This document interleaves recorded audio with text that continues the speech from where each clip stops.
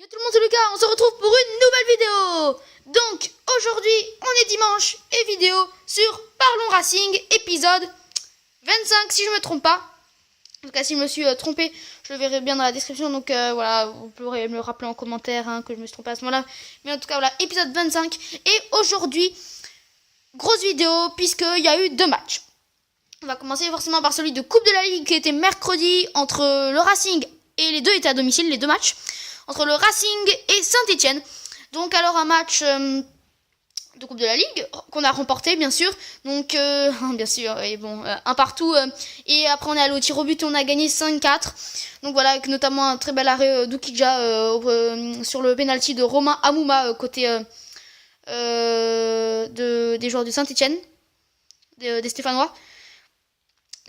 Pardon. Et donc voilà, un bel arrêt, une belle fin de match de Oukidja que je pense qu'il est en confiance, et puisqu'il ne joue pas beaucoup, souvent quand on joue pas beaucoup on est en confiance et on a envie de s'exposer. Donc je pense qu'il pourrait faire quelque chose. Donc voilà, là vous voyez sur les maillots un nouveau sponsor, je crois que c'est un sponsor Egar, bon en tout cas un nouveau sponsor normalement je pense pour les matchs de Coupe de la Ligue. Voilà, donc c'était une petite parenthèse, donc on la referme et je vais tout de suite commencer par vous détailler. Donc déjà le but du Racing, c'est une très belle percée de Kenny Lala que vous voyez tout à gauche avec la coupe particulière, et donc une belle percée, déjà une belle défense derrière, enfin ils ont bien récupéré, une passe à Lala, ensuite Lala qui fait une belle percée, du coup voilà il va vraiment très très loin jusqu'à faire une passe dans la profondeur à Stéphane Bauken qui n'est pas sur la photo ici. Stéphane Bauken, et après Stéphane Bauken a juste à bien contrôler et à ouvrir son pied pour mettre dans les filets. Voilà, il aurait pu aussi donner à Blayak, mais ouais, Blayak aurait plus qu'à pousser, mais lui voilà non plus, le travail était pas si compliqué. Le plus dur c'était ce qu'a fait Kenny Lala en tout cas, voilà, et bravo à lui. Donc une action qui s'est jouée plutôt à deux et à la base avec les défenseurs derrière, voilà. Pardon. Il n'y a pas eu énormément d'occasions à part au début une occasion avec Isan Sako que vous voyez tout à droite, enfin avec le numéro 7, la coupe aussi particulière, décidément. Et du coup voilà, pas vraiment d'occasion, Isan Sako, et après il y a eu des occasions plutôt en fin de match avec les Stéphanois, avec notamment le but avec le coup franc très très bien tiré par j'arriverai plus à me souvenir son nom, je sais que ça va me revenir, mais il est prêté par le Zénith Saint-Pétersbourg, ça je sais, mais bon voilà. Et donc très beau coup franc, très très bien tiré par le joueur stéphanois, et du coup l'égalisation de Saint-Etienne. Donc on va être obligé d'aller au tir au but, on a failli même perdre 2-1, le pari que j'avais parié ça, et malheureusement heureusement oui, plutôt heureusement, très bel arrêt d'Oukidja, très beau réflexe qui nous permet de rester en course et qui nous a même permis de gagner, avec notamment le dernier tir au but tiré par Capitaine Bako. Capitaine Bako, donc c'est Bakary Koné que vous voyez avec le numéro 26, c'est là le 5e joueur sur l'image en partant de la gauche. Donc voilà, Capitaine Bako qui a fait encore une fois un très très bon match et je le félicite. Voilà, c'est vraiment un élément indispensable dans l'équipe et c'est une très bonne recrue qu'on aura pour un an puisqu'il est en prêt, je pense pas à la option d'achat. Et donc on continue donc avec le match qui était maintenant contre Saint-Etienne. Je sais pas ce que j'ai ce soir, pardon, excusez-moi. Donc le match qui était contre Angers, donc match nul de partout. Donc je vais pas tout vous détailler parce que sinon la vidéo va être très très longue. Donc il y a eu beaucoup d'occasions. Voilà, en première mi-temps on avait largement l'occasion de faire le break. On avait les occasions, malheureusement ça ne s'est pas passé comme prévu. On a eu donc but à la 28e minute sur penalty de Kenny Lala, qu'on entend beaucoup, hein. Et très bon en ce moment, voilà, un penalty tiré à ras de terre de justesse qui aurait pu être arrêté par Mathieu Michel, Matt Mich, qui est son surnom, donc le gardien du SCO d'Angers. Voilà. Après, donc on avait beaucoup d'occasions de faire le break. Je crois que c'était en début de deuxième période où on a Dacosta qui vraiment, je sais pas ce qu'il fait. Il y a une très très bonne balle à la profondeur. Il y a à 90%, il y a 90%, 95 même % de chance qu'il bute. Mais il veut dribbler le gardien. Je sais pas pourquoi il a cette idée. Voilà, comme on disait, il s'est pris un peu pour le Neymar, quoi. Enfin déjà avant il s'était pris, il y avait un autre qui s'était pris pour le Neymar. Je crois que c'était de nouveau lui en plus. Donc Dacosta qui était un peu moins bon hier soir et voilà. C'est dommage, il a fait une bonne première mi-temps, mais après c'était un peu moins bon en deuxième. coup, il aurait dû frapper et lui, il y avait beaucoup plus de chance. Alors, j'aurais été moins déçu qu'il la sorte, mais là, j'étais encore plus déçu parce que il tente un truc qui est pas à tenter, quoi. Parce qu'en plus, il y a un défenseur qui revient à temps, donc c'est n'importe quoi. Voilà. Et du coup, l'arrêt, hein, il sort bien, le gardien, il plonge, voilà. Il essaye d'esquiver en plus. Bon. Ensuite, du coup, bien sûr, 2 buts dans la foulée de danger.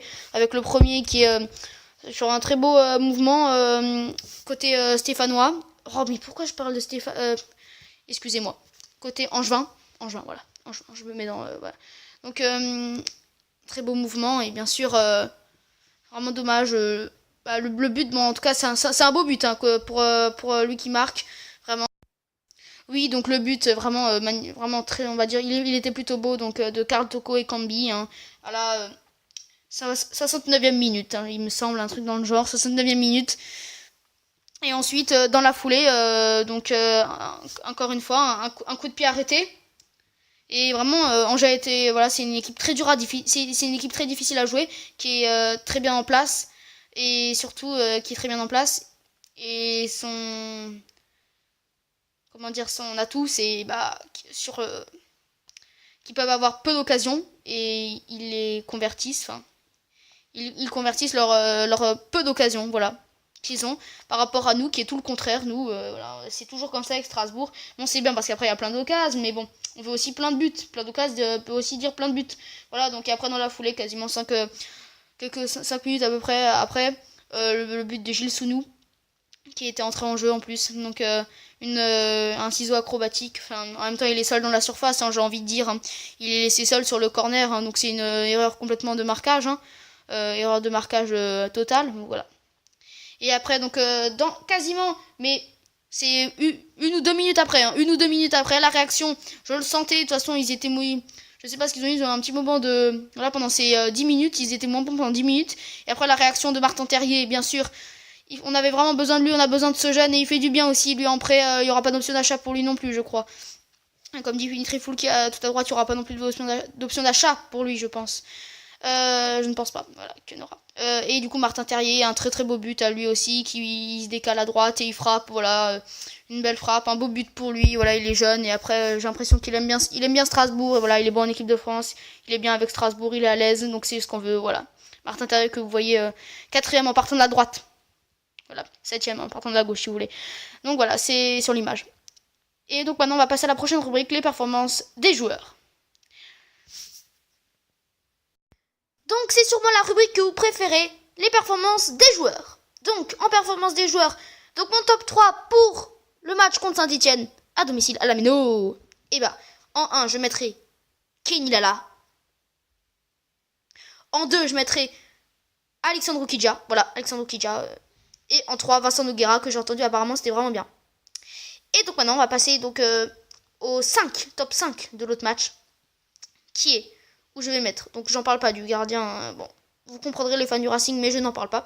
Dites-moi juste en commentaire qu'est-ce que vous pensez pour Johan Salmier. Johan Salmier parce que je sais pas vraiment où je dois le placer et si je dois le placer dans le top 5. Donc les fans du Racing ou ceux qui ont envie de chercher ou ceux qui ont vu le match ou ceux qui sont au courant de choses, dites-moi qu'est-ce que vous avez pensé de Johan Salmier et où vous le mettriez dans votre si vous le mettriez dans votre top 5. Voilà. Merci. Et donc en 1, je mettrai Martin Terrier. En 2, je mettrai Anthony Gonçalves qui a fait un très bon match. En 3, je mettrai Ernest Seca pour sa très bonne première mi-temps. Excellente même. En 4, je mettrai capitaine Bakary Koné. Et le capitaine Bako, ouais. Le défenseur central du Racing. Et en 5, plusieurs, on peut mettre Kenny Lala et Jonas Martin. Voilà. Dimitri Lénard aussi, j'aurais mis plutôt d'air parce qu'il était un peu en dessous. On l'a moins vu, surtout un petit peu plus en dessous. Mais bon, voilà, c'est reste quand même très bon ce qu'il fait. Et on peut aussi en mettre en 5 Aoulou, Execo. Bon, voilà, à voir. Et donc c'est parti, on passe à la prochaine rubrique, les nouvelles infos. Donc plusieurs infos, donc là je les ai notées donc pour quand même pas être trop perdu. Donc en nouvelles infos, on va commencer par les matchs qui ont été décalés. Donc il y aura Racing Caen qui est à la Méno, donc voilà, c'est pour ça que j'ai dit Racing en premier, mais voilà, vous avez compris. RCSA contre le Stade Malherbe de Caen, SM Caen. SM Caen, ce sera le mardi 28 novembre à 19h. mardi 28 novembre 19h. Ça aurait dû être le mercredi soir, mais c'est mardi 28 novembre 19h. Donc voilà, en ouverture, je crois que c'est en ouverture de la 15e journée. Voilà, donc ensuite. Saint-Etienne, Strasbourg. Donc vous trompez pas, c'est pas le match qui vient d'y aller. C'est pour ça que j'ai dit. Donc Saint-Etienne, vous avez compris maintenant. ASSE, RCSA, le vendredi 24 novembre à 20h45. 14e journée, le vendredi 24 novembre à 20h45. Donc voilà, ce sera normalement, je pense, en ouverture de la 14e journée. Puisque c'est un vendredi soir, logiquement, je pense. Et en plus, c'est génial, c'est sur Canal. Et ouais, j'espère que... Ouais, j'ai Canal, je crois. Donc voilà, je rate pas souvent Canal, moi je rate plus Bean.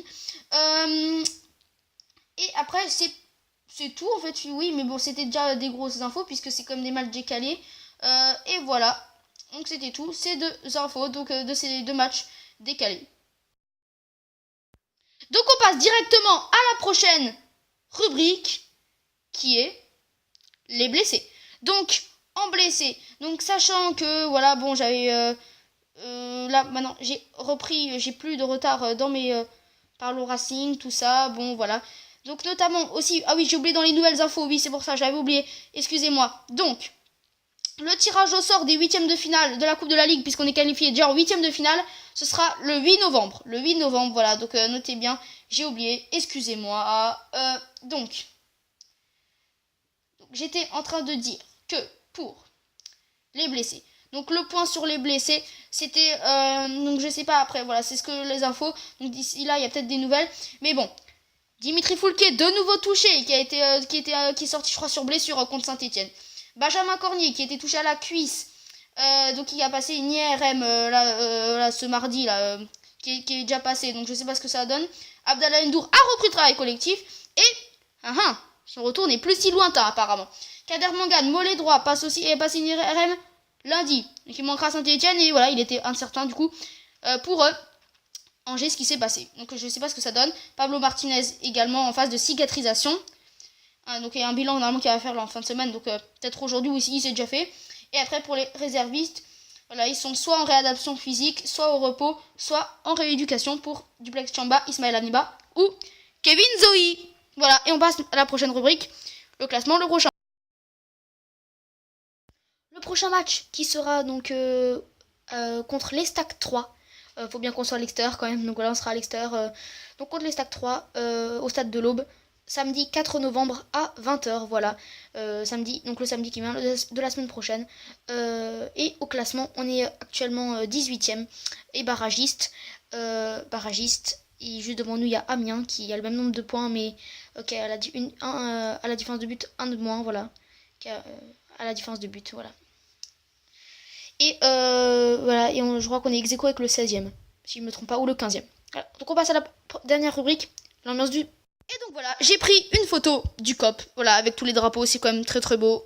Et donc il y avait à peu près un petit peu plus de 18 000 spectateurs contre Saint-Etienne, Coupe de la Ligue, et il y en avait à peu près un peu plus de 25 000 spectateurs hier, contre Angers, hier soir. Voilà. Et bien sûr, voilà, une ambiance chaude, voilà, une ambiance, une ambiance magnifique. Le stade était bouillant, vraiment, comme d'habitude, une ambiance magnifique. Le stade était chaud, le public était chaud, voilà. Toutes les autres tribunes suivaient le COP, voilà. Donc ça commence à bien... que voilà, tout le monde s'y met, voilà. C'est vraiment une ambiance géniale. C'est quand même, comment on pourrait dire... Strasbourg donne un très bon aspect, voilà, du club. Et vraiment, ça se voit quand même qu'on est un des meilleurs publics de France. Et bien sûr, comme à chaque fois, à la fin d'un parlons Racing. Allez Racing, voilà. Et donc maintenant, c'est la fin de la vidéo. J'espère qu'elle vous aura plu. Si t'as kiffé, tu mets un like. Ça ferait plaisir, sincèrement. Et abonne-toi à la chaîne, on est 53. Et c'est cool, hein. Et c'est cool, vraiment. Très, très cool. Et merci pour les 189 vues la dernière fois que j'ai regardé sur ma dernière vidéo, sur le petit extrait. C'est vraiment génial, quoi. En 9-10 heures, là. Et à la prochaine. Enfin, et partagez aussi. Partagez, très important, comme je vous le dis. Hein. Ouais. Activez les notifications aussi, également. Il y a beaucoup de choses. Hein. Et moi, je vais vous dire à la prochaine. Ciao tout le monde. C'était Lucas.